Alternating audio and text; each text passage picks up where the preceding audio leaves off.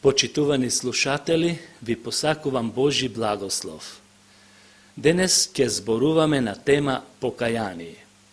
Што е тоа покаяние, ама вистинско покаяние? Тоа е основна тема на Библијата.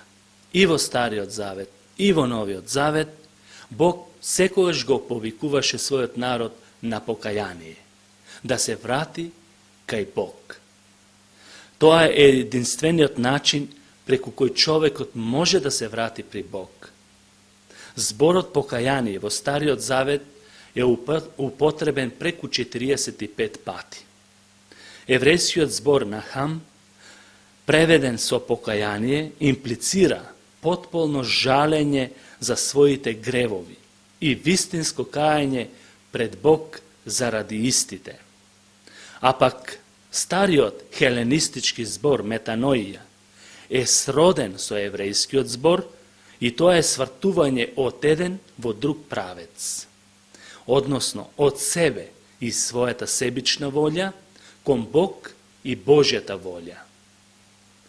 Пророкот Езекиел напишал: покајте се и отврлете ги своите идоли, одвратете го своето лице од вашите нечистотии, покајте се од вашите гревови, за да не ве уништи беззаконието, зошто да умрете, народе мој, зашто јас немам благопријатно расположение во смртта на оние што умираат, зборува Господ Бог, затоа вратете се и бидете живи.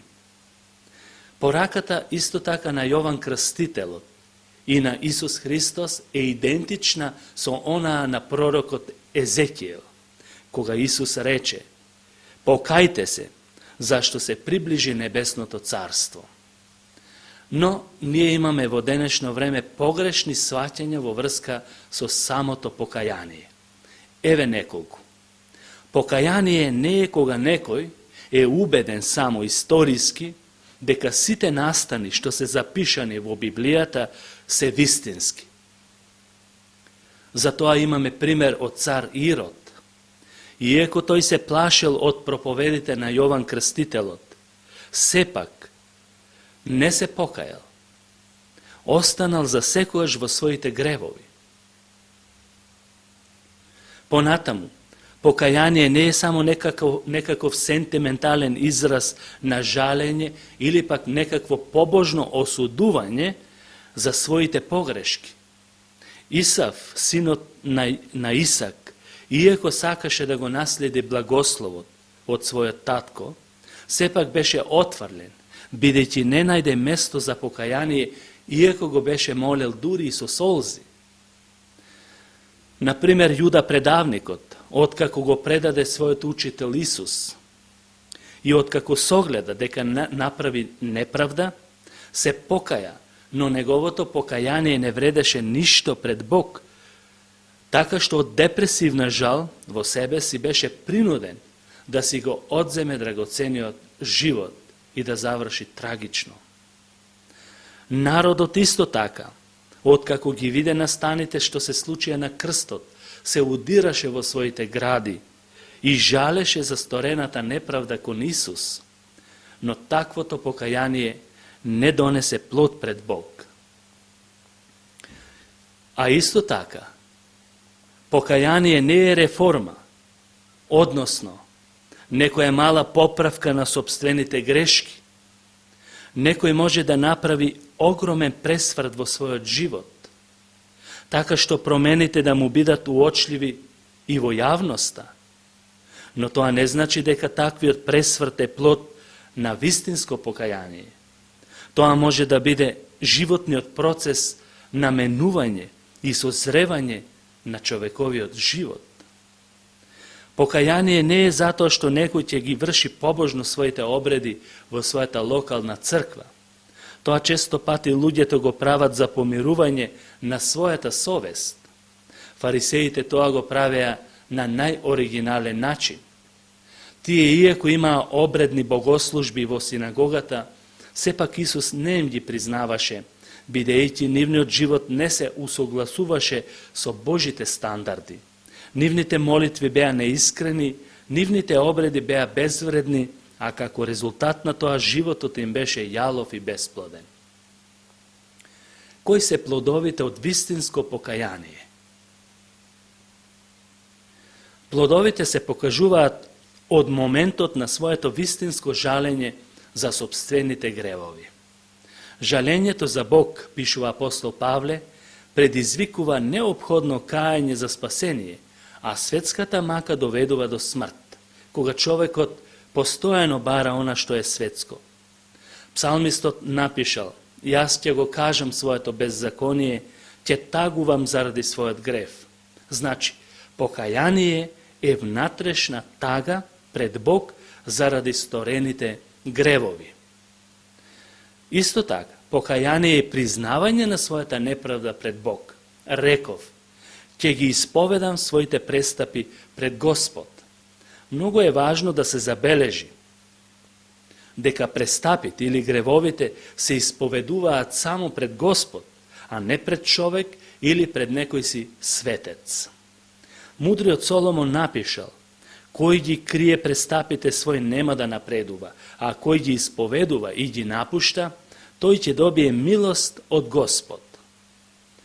Покаяние е напуштање на своите гревови целосно. Не е доволно само да се жали за нив и да се исповедаат пред Господ, туку мора потполно да се остават и никогаш повеќе да не се повторуваат истите, за кои знаеме дека сме жалеле. Пророкот Исаија запишал: барајте го Господ, додека може да се најде, повикувајте го додека е близу, нечистиот нека го остави својот пат и неправедниот советот свој, и нека се обрне кон Господ и ќе добие милост од Господ. И вистинското покаяние е тогаш кога човекот ќе го замрази гревот во себе и кај другите. Пророкот Езекиел запишал: ќе ве расеам по сите краишта на светот, се мисли за израелскиот народ, но пак ќе ве вратам во земјата на вашите татковци. Таму ќе се сетите на вашите патишта и на сите ваши зли дела, што од нив се онечистивте. И тогаш ќе се згнасите од самите себе и од вашите расипани постапки. Како настанува чинот на покаяние? Како прво, тоа е резултат на Светиот Божи Дух, зашто Исус рече: ќе ви го испратам утешителот, бранителот, или во оригиналниот текст параклетосот. И кога ќе дојде тој, ќе го изобличи светот за грев и за правда и за суд. За грев, дека не веруваат во мене; за правда, зашто јас си одам кај својот татко и веќе нема да ме видите; и за суд, зашто кнезот на овој свет е осуден, а тој кнез е сатаната. Преку зборот на Евангелието, Библијата е Божи жив збор. Кога човек ја чита, не може да остане рамнодушен. Зборовите нејзините бодат како со нож. Кога на денот на Педесетницата или Духов ден, Петар му зборуваше на народот, тие од пораката беа толку нажалени, што на крајот рекоа: што да правиме за да се спасиме? Одговорот гласеше: покајте се. Значи силата е во самото покаяние. Покаянието е Божи дар. Тоа не е некаква човечка заслуга. Јас се покајав и Бог ќе ме прими. Туку тоа е Божи дар. Бог го дава покаянието, Бог ја дава верата, Бог му дава се на човекот за негово добро, за да не се пофали ниеден човек пред Бог. Бог го воскресна Христос од мртвите, за да му даде покаяние и опростување на гревовите на Израелот. Но тоа не се однесува само на тој народ, туку на сите народи на земјината топка. Покаяние понекогаш доаѓа и преку Божја казна, за жал. Кој јас ги сакам, нив и ги карам и ги казнувам. И така биди копнежлив и покај се. Тоа Бог го прави преку болест понекогаш, преку сиромаштија, преку непријателство, неспокојство и така натаму. Со покаянието се допрени интелектот, емоциите и волјата. Интелектот секој пат ги прима Божите информации и ги разработува. Емоциите тогаш се менуваат, а волјата се менува за да се служи на живиот и вистинит Бог. Такви примери имаме многу во Библијата, како што се браќата на Јосиф, градот Ниневија, заблудениот син и така натаму. Што добиваме од покаяние? За возврат човекот добива спасоносна вера, која му дава сигурност и надеж во животот. А што е многу важно, по смртта, тој си обезбедува вечен живот благодарение на Божјата милост, а не на својата заслуга. Тоа е место каде што смртта ќе биде непозната, страдањата и болестите за секојаш заборавени, и тој со таа вера добива опростување на своите гревови, а тоа го дознава преку Светиот Дух, кој е залог или гаранција за вечниот живот. Светиот Дух се добива во мигот кога човекот ќе се покае од своите гревови.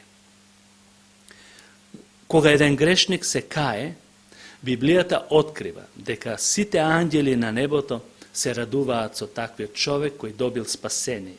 Што значи радоста ќе биде единствена животна преокупација во небото. Библиската терминологија тоа го нарекува новораѓање, нов живот во Христос.